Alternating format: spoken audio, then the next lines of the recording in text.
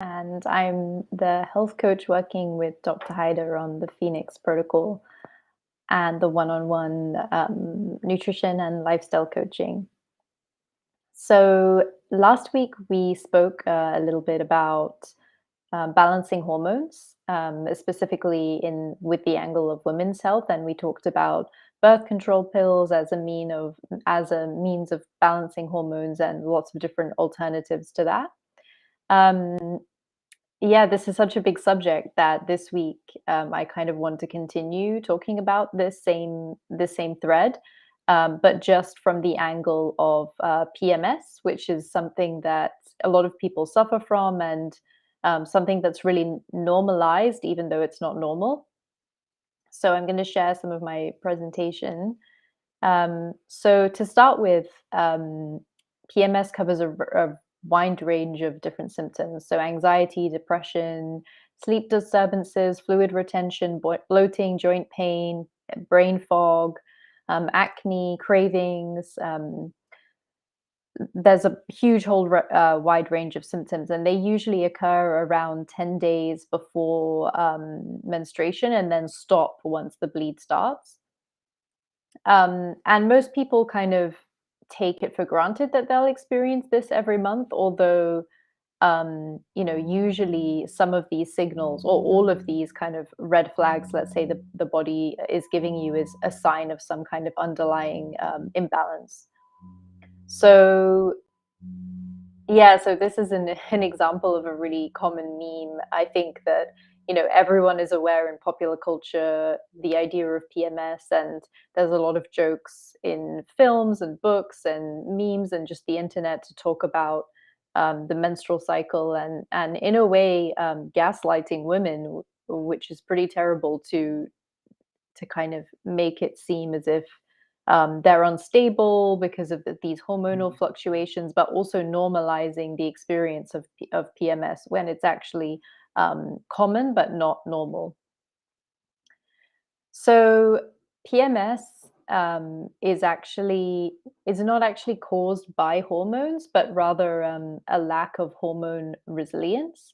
So this is something that's actually, I would say that this is a really key idea, and the reason why it's important is because a lot of other chronic diseases can also be characterized in this way.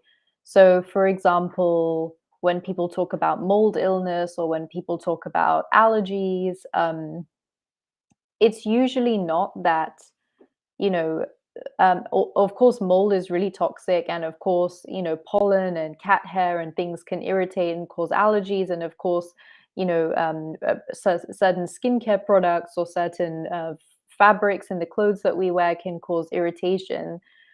Usually, our body should be efficient and healthy and resilient enough to be able to deal with a little bit of mold, or having even eating, a croissant, or having a piece of cake on someone's birthday, or you know, going visiting a really moldy castle, or whatever it is that you do from time to time. Your body should be able to kind of buffer and be resilient towards these things, and it shouldn't really bring you down so much in the way that a lot of people believe, and actually does happen to them. So this is due to a lack of resiliency in the body. It's almost like if you imagine a cup that's three quarters of the way full, and then anything that's added in is just going to overflow the cup. And we should really have more space and more capacity to buffer, and more space in the cup, so more things can be added without us really being tipped over the edge. So with PMS, it's sort of the same thing. So you might notice that during ovulation you feel energetic, really positive in mood, able to exercise and work out. And this is the natural benefit of the boost in estrogen that causes some higher serotonin, stronger muscles, better insulin sensitivity. And then progesterone, which elevates later in the cycle, has natural calming properties, and that kind of helps cushion the blow of estrogen as it decreases later towards the end of the cycle. So when we don't have a proper communication and a proper level of these different hormones so that they can buffer each other, then we really suffer from this plummet of serotonin and dopamine that happens in the second half of the cycle, and that's when people experience things like PMS. So this is a slide from last week, but I just wanted to remind everyone that often PMS is treated, quote unquote, with birth control pills. And it's true that many of the symptoms of PMS will go away when you take birth control pills, but that doesn't mean that you have been cured by it. All this means is your hormones have basically been flatlined. So as you can see in the top graph shows the natural trajectory of progesterone and estrogen over the cycle. Um, and then the lower graph shows, you can see the green line and the dotted blue line are basically the hormones just being non-existent, and the up and down curve shows the hormones as you take the pill every day. Of course, they increase, and then they are excreted by the body, and then that cycle is repeated. So your body has just received a replacement synthetic hormone, and your natural hormones have been flatlined. So this is never a good solution to the issues of PMS, although on the surface it might seem like it is. Whatever is triggering these PMS symptoms, it's really important to get to the root cause of what that is, rather than just turning the switch off, so that we don't experience the symptoms anymore.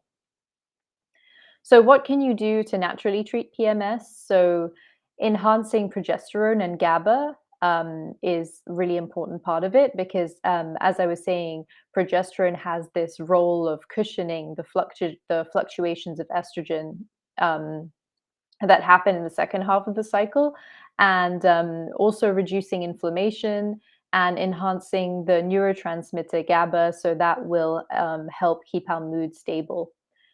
So you can increase progesterone and GABA by reducing inflammatory foods. So in particular, wheat and sugar, but also high histamine foods, such as alcohol, dairy, chocolate, fermented food.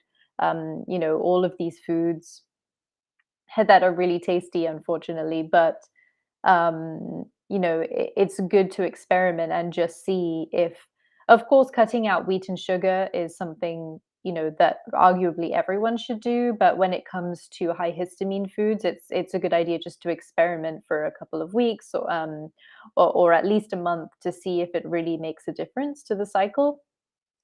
Um, it's interesting because people often actually crave chocolate. So this is a really common thing, craving chocolate before the period, and what that often means is that your body is craving magnesium, because chocolate has a natural magnesium in it.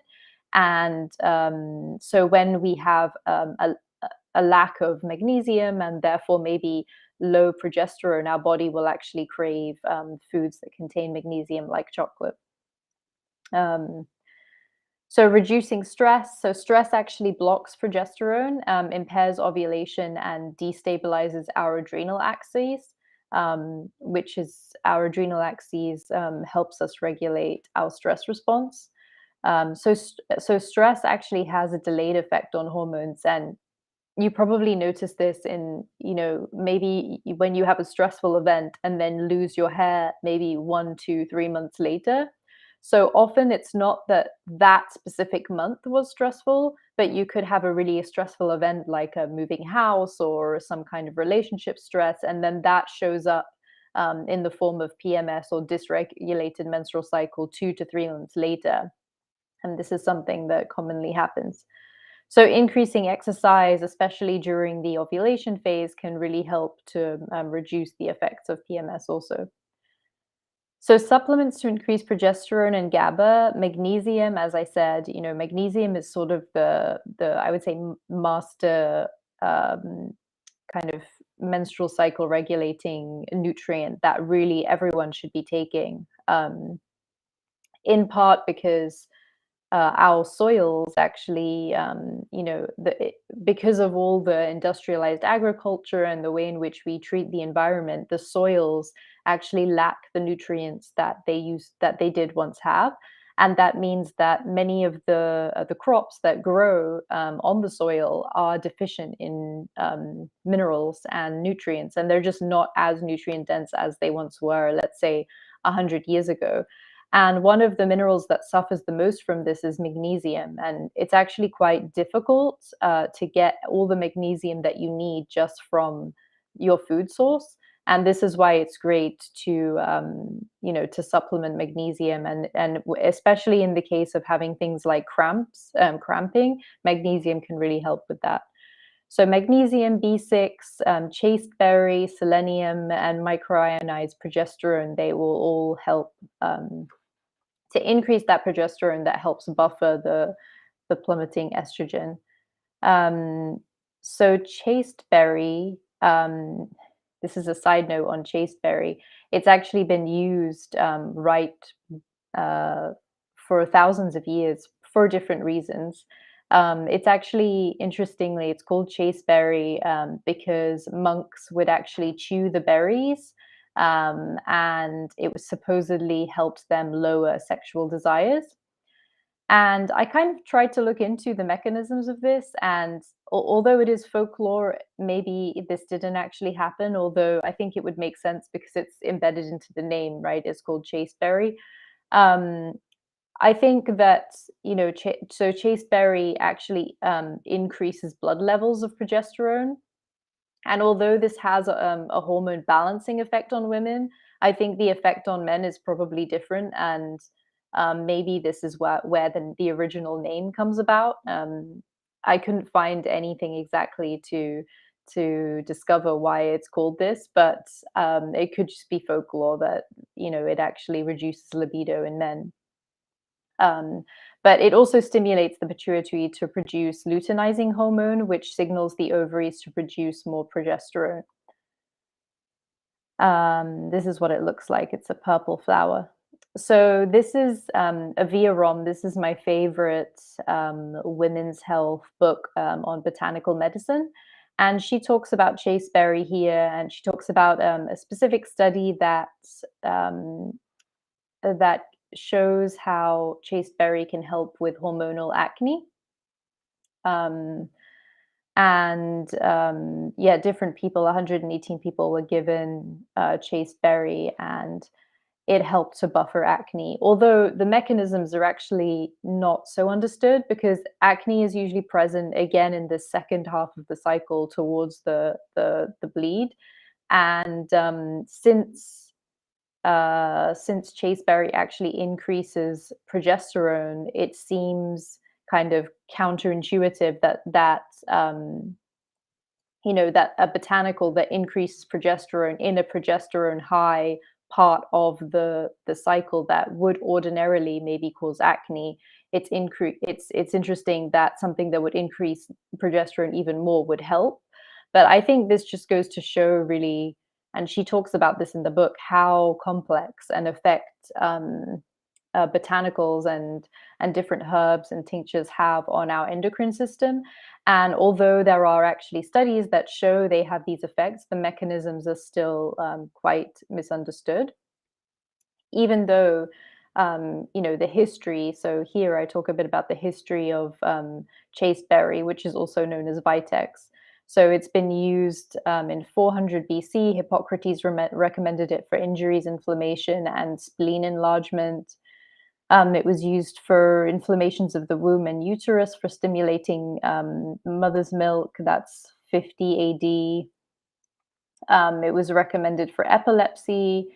In 1633, Renaissance herbalists recommended it for inflammation of the uterus. So it has a really long history, used as a women's health herb, even after its strange use for reducing libido in monks. So that is chasteberry. So another way to reduce PMS is to stabilize estrogen and metabolize it properly.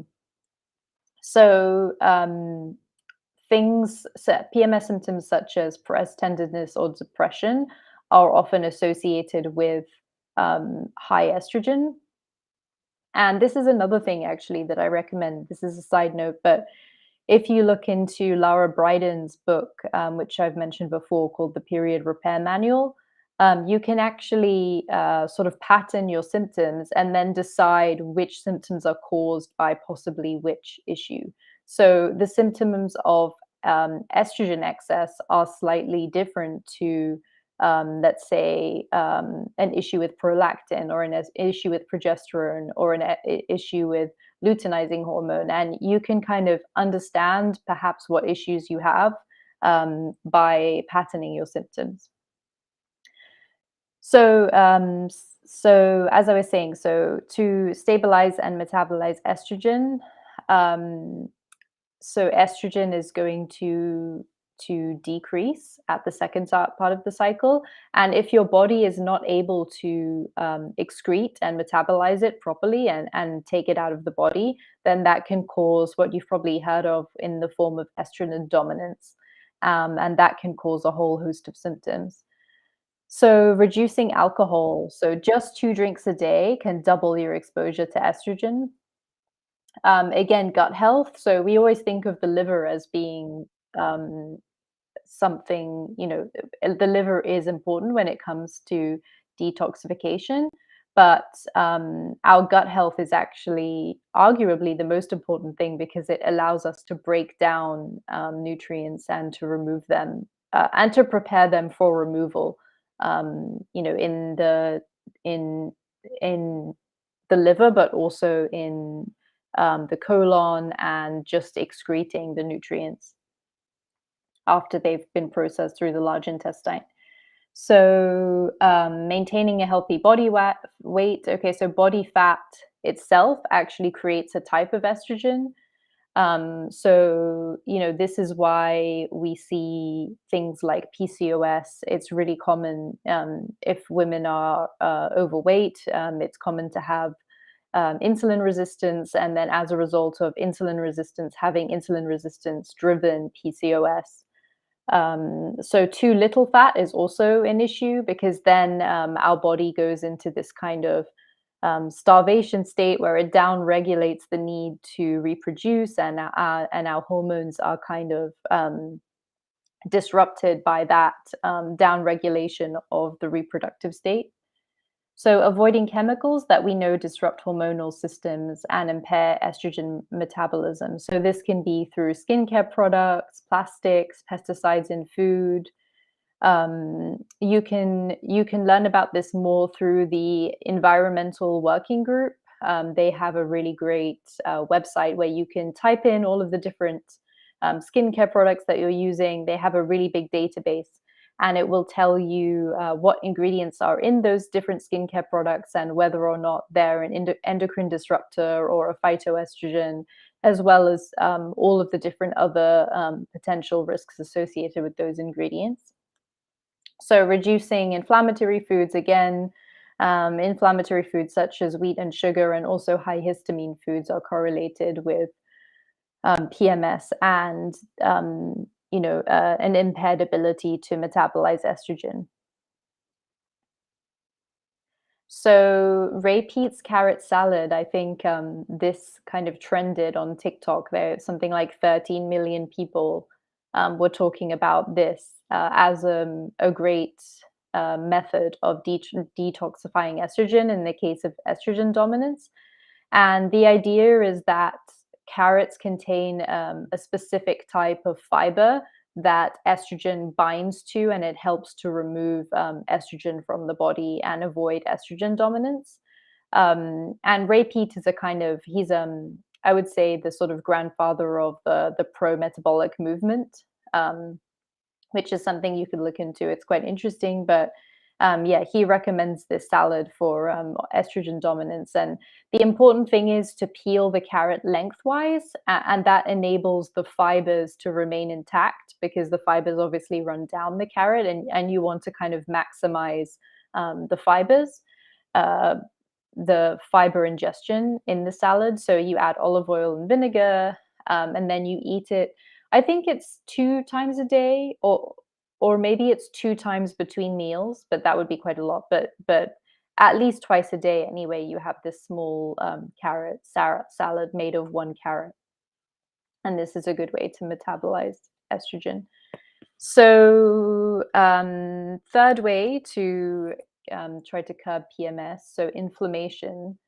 Inflammation basically distorts hormonal communication, and progesterone and GABA manufacturing are downregulated, and estrogen detoxification is impaired. And this creates sort of the perfect storm for PMS symptoms. So, again, reducing inflammatory foods, dairy, alcohol, fermented food. Although dairy, dairy is a difficult one because it can be really, really beneficial for many people because of its nutrient density. And if you're able to access raw and grass-fed and organic dairy from a local farmer, then that's great. But if you're not able to access that and you're having, industrialized dairy with hormones and antibiotics, and maybe there's an element of lactose intolerance depending on your gut health.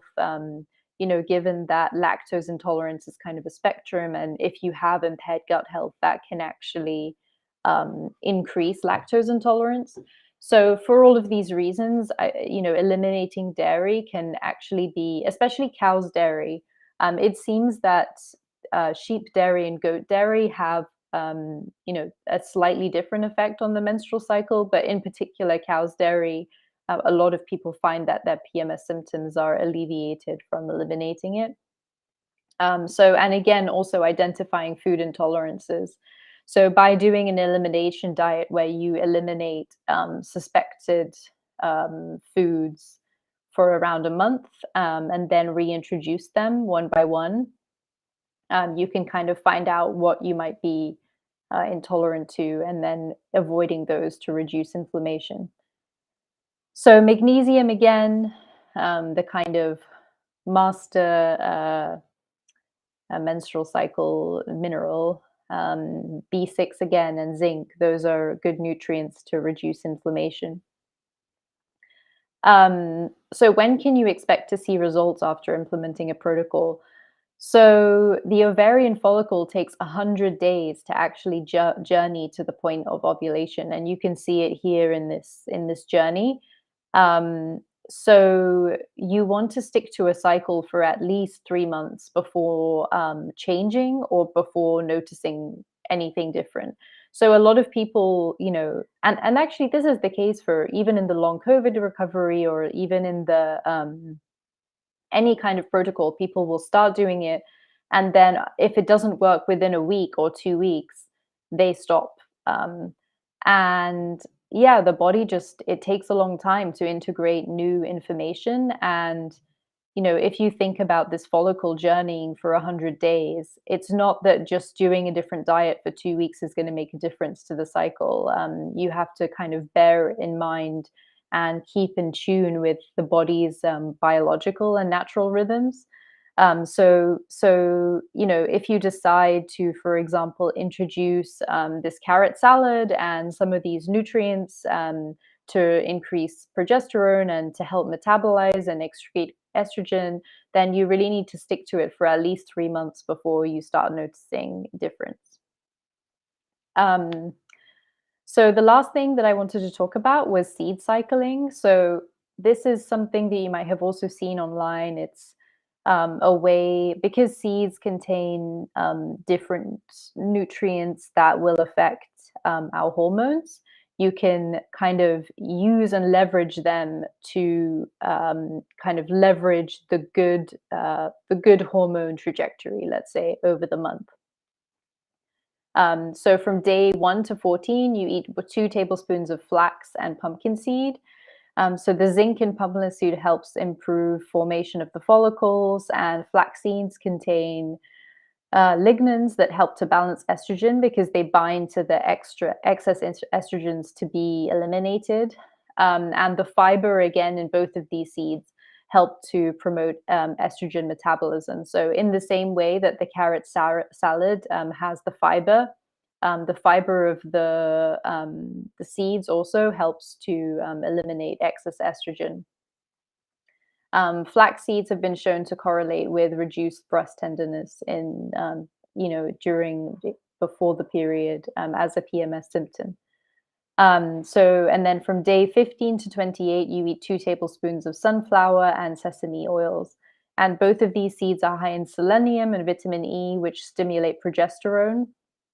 So again, remember, we want to promote progesterone in the second half of the cycle to try to buffer some of the plummeting estrogen. So again, the lignans in sesame seeds inhibit estrogen from increasing too much. And both of the seeds are high in omega-6, which support liver function and reduce inflammation. So if you look online, you can see a lot of these kind of infographics, which will, detail how to do seed cycling. And you can also, what you could do is, I mean, you can just eat the seeds as they are, but you can also add them to oatmeal. You can add them to smoothies. Some people make these kind of bowls with maybe with collagen, with coconut butter, sometimes with dried fruits.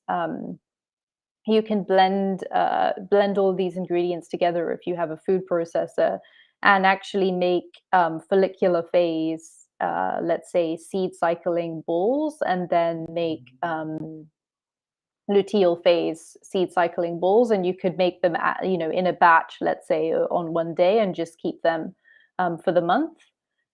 That's possible to do. It's always better though to buy the seeds raw and actually grind them yourself, because seeds have this kind of capacity to get rancid, and once they're already ground, they can rancidify with the oxygen and with the light a lot more quickly.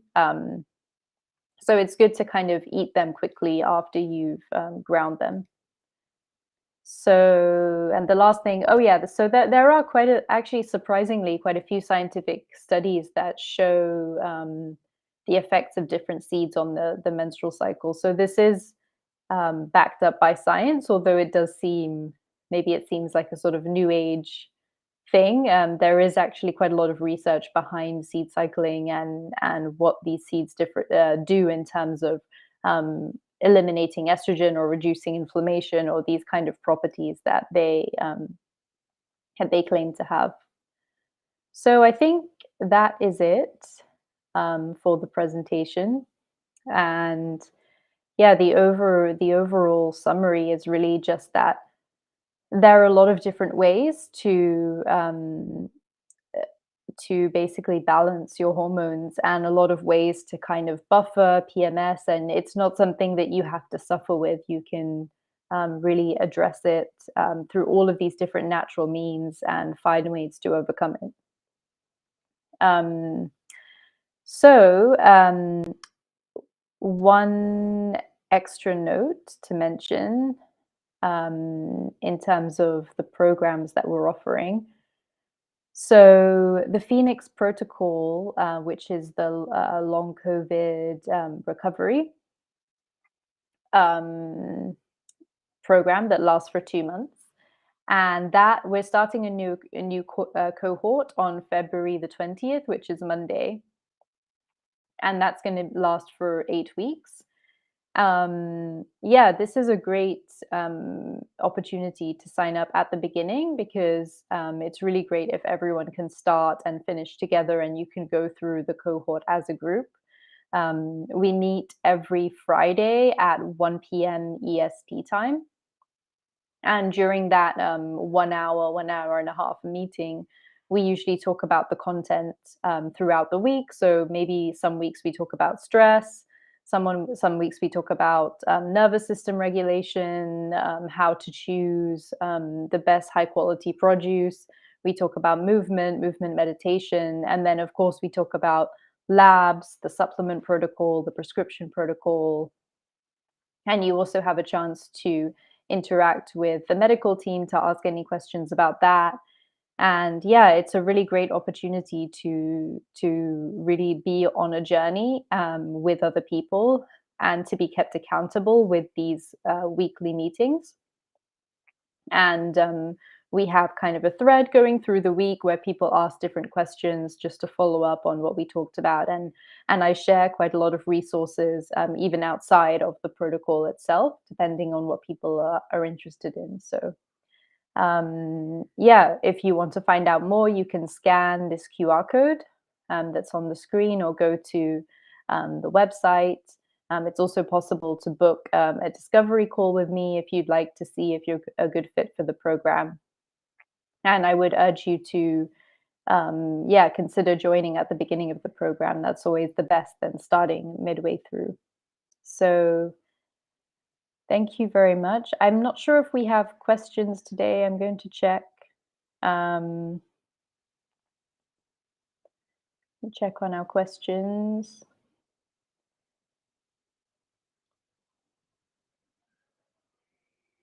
So someone asked, what is the maximum number of drinks per day around ovulation? When should we be careful with that? So yeah, we spoke about alcohol and how it increases estrogen.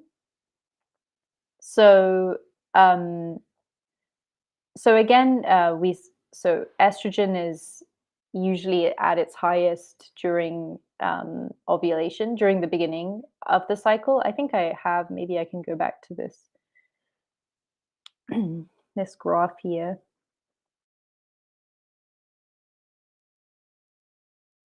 Yeah. Oh yeah. Here we go. So you can see estrogen in the orange at the top.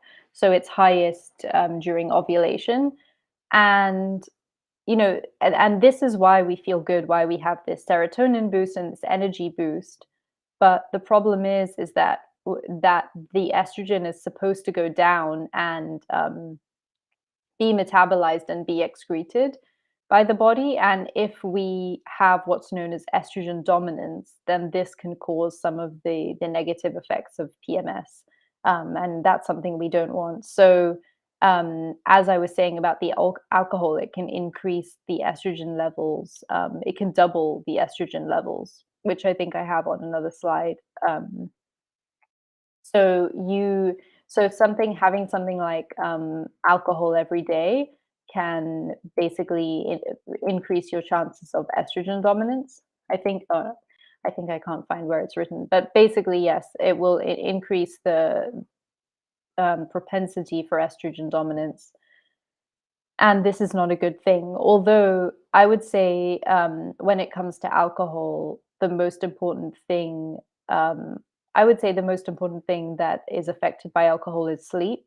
And if you can look up the research of Matthew Walker, who is someone who I talk about, in the program quite a lot, even small amounts of alcohol will stop you entering all the different sleep cycles. So we have REM sleep and non-REM sleep, and each cycle is supposed to last a certain amount of time in the night, and we're supposed to reach certain depths within those cycles. And even small amounts of alcohol will actually impair our sleep cycles, which is why drinking every day is associated with certain neurodegenerative diseases, because you're just not able to do the cleaning of the brain. The brain cells are not able to clean and renew themselves in the way that they should. So I would say that's probably more important than the effect on estrogen, although, of course, they're intersected in some ways. So someone asked, where can I find that information with the seed rotation? So if you look up Dr. Jolene Brighton. So I'll share this with Julia, who manages the social media pages, and she can share it in the comments. But Dr. Jolene Brighton, she has a really good article on seed cycling, and she links all of the studies and talks about the mechanisms of how it works. So you can find that on her website. Um, about magnesium, should I have a blood test to check my levels, or could I go ahead and take a magnesium supplement? So yeah, when it comes to, I always definitely advocate for blood work, and it's good to not just do things randomly without knowing what your status is. But when it comes to magnesium, almost everyone is deficient. You can probably look up the statistics on this, but yeah, it's almost everyone has a deficiency because of what I said about the soil and the fact that vegetables and foods these days have so much less magnesium in them than they once did. So you can almost guarantee a magnesium deficiency in most people who don't supplement. So you can start supplementing, and that is definitely a safe thing to do. And this could be in the form of, even things like magnesium oil that you can put on the skin, or having an Epsom salt bath is a good way to get magnesium. There are different types of magnesium that are good for different things. So magnesium threonate is especially good for cognition and mood, and for sleep. Although it is the more expensive form of magnesium. Magnesium glycinate is also good. There are some types of magnesium that are less bioavailable, and they can cause things like upset stomach and diarrhea, and they're not well digested. Although for people who have issues with constipation, taking some types of magnesium can actually be beneficial for them. So it sort of depends why you want to take magnesium, the type of magnesium that you would take. But I can also share that information with Julia at the end. 3 months. So someone mentioned 3 months. Yes. Yeah, so 3 months is a good amount of time to stick with the protocol, for, well, specific, I would say, for anything really. It's you need some time to really to see how your body's gonna react. But when it comes to the menstrual cycle, definitely to stick with something for 3 cycles to notice a difference. It definitely won't be that you make a change at the beginning of the cycle, and then you're gonna notice something towards the end when it comes to PMS, or the actual menstrual cycle itself. I think that is it. I think those are all the questions.